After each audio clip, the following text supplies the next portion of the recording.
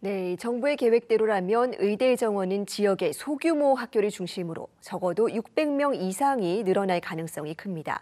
이 전체 입시 판도에 미칠 영향이 상당할 것으로 보이는데요. 교육부 출입하는 이상미 기자와 자세히 짚어보겠습니다.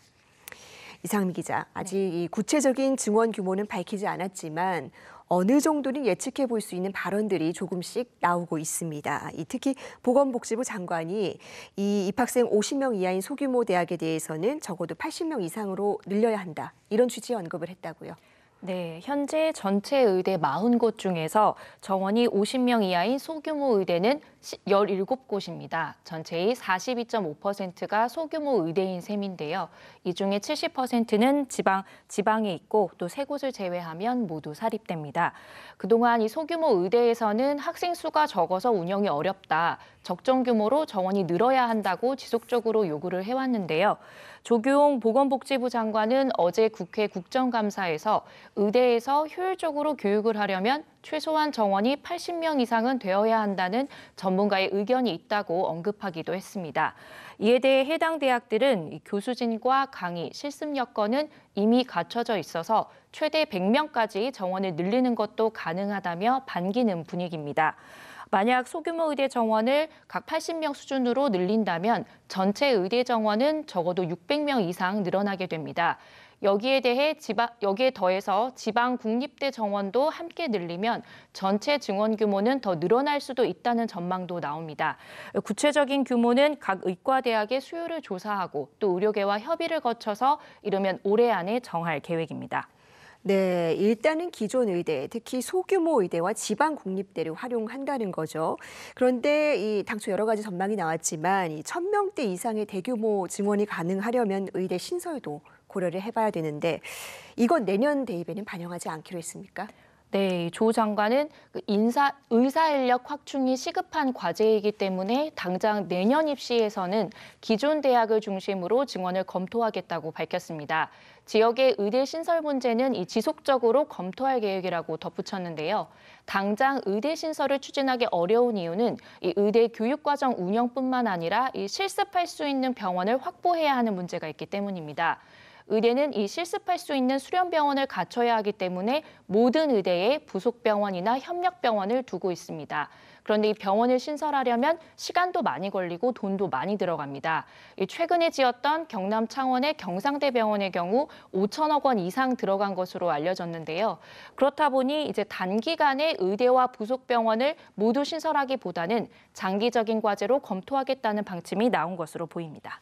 네, 어쨌든 적어도 당장 내년부터 600명 이상 이 의대 정원이 늘어난다고 하면 입시에 미칠 파장이 상당할 것 같은데요. 어떻습니까? 네, 최근에 의대 입학 정원이 늘어난다는 보도가 이어지면서 초등 의대 준비반부터 반수생, 또 재수생이 늘어날 거다. 심지어 직장인들도 의대에 재도전한다는 이야기까지 나오고 있습니다. 이 의대 정원이 늘어나면 그만큼 의대 입학의 문턱이 낮아질 거라고 기대하기 때문인데요. 이 의대 정원이 1000명가량 늘어나면 서울대와 연세대, 고려대 등 이른바 스카이 대학의 이 자연계 학생 절반 정도가 의대에 지원 가능할 것이란 전망이 나오기도 했습니다. 그런데 실제 입시는 훨씬 복잡합니다. 크게는 수시와 정시로 나눌 수 있고요. 또 전형에 따라서 지원하는 집단 자체가 다르기 때문에 모든 수험생에게 문턱이 낮아진다고 보기는 힘듭니다. 또 현재 정부는 지역의료 활성화에 주안점을 두고 지역의대를 중심으로 정원을 늘린다는 방침을 밝히기도 했는데요. 그렇다면 지역인재 전형 위주로 확대할 가능성이 큰데 이 전형은 해당 지역 고등학교를 나온 학생들만 지원할 수 있습니다. 그러니까 아무리 정원이 늘어도 수도권 학생들은 해당이 안 되는 겁니다. 또 이 전체 정원이 600명 이상 늘어난다고 해도 또 상위권의 재수생이나 반수생 유입이 이보다 더 크다면 의대 문턱이 대단히 낮아진다고 보기는 좀 어렵습니다. 네, 하나씩 따져볼까요? 먼저 이 수시 모집에선 어떤 영향이 있을까요? 네, 지방 의대들은 지방대 육성법에 따라서 정원의 40%를 지역 인재로 선발하도록 하고 있습니다. 학생 수가 적은 강원, 제주 지역은 20%까지 선발하면 되는데요. 올해 기준으로 지역 인재 전형 선발 비율은 의무화 기준보다 높은 50% 수준입니다. 이 지역인재 전형은 주로 수시 모집에서 많이 선발을 하는데요. 지방 의대들은 이 수도권 의대와 달리 수시에서 학생부 교과 전형으로 선발하는 비율이 높습니다. 그래서 앞으로 지방 고등학교의 최상위권 학생들 가운데 이 의대를 목표로 하는 학생들이 더 늘어날 수 있다. 또 의대 쏠림 현상이 나타날 수 있다는 전망이 나옵니다. 이 지역 인재는 이 의대를 졸업한 이후에도 계속 지역에 남아서 일할 가능성이 상대적으로 크다고 보는 만큼 이 지역 인재 전형을 더 늘려야 한다는 요구도 나오고 있는데요. 앞으로 이 늘어난 정원을 어떻게 배정할지는 조금 더 지켜봐야겠습니다. 예, 수능 위주 전형인 정시 모집은 또 상황이 좀 다르죠.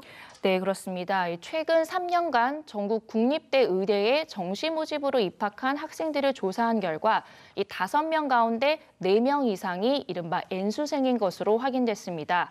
전국 10개 국립대 의대에서 최근 3년간 정시 모집으로 입학한 학생은 모두 1,100여 명 수준이었는데요. 이들 중 81.3%가 재수생 이상인 N수생이었습니다. 또 정시 모집에서는 수도권 학생들의 강세도 뚜렷한데요. 지난해 의대 정시 모집 합격자 중에서 서울 소재 고등학교 출신은 36.3%, 또 경기와 인천까지 포함하면 절반 이상이 수도권 출신이었습니다. 이 수능 대비에 집중할 수 있는 재수생, 또 사교육 인프라가 발달한 수도권 학생들에게 압도적으로 유리한 건데요. 이 의대 정원이 늘어나면 재수생 유입이 더욱 늘면서 이 상위권 이공계 학생들을 중심으로 이탈할 가능성이 늘어난다는 전망이 나옵니다.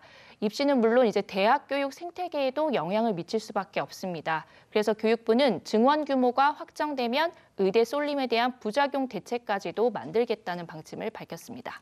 네, 이 수요 조사는 오늘부터 4주 동안 이루어지는데요. 이 의료 현장은 물론 교육 현장에도 혼란이 없도록 이 꼼꼼한 후속 대책이 필요하겠습니다. 이상미 기자 수고했습니다.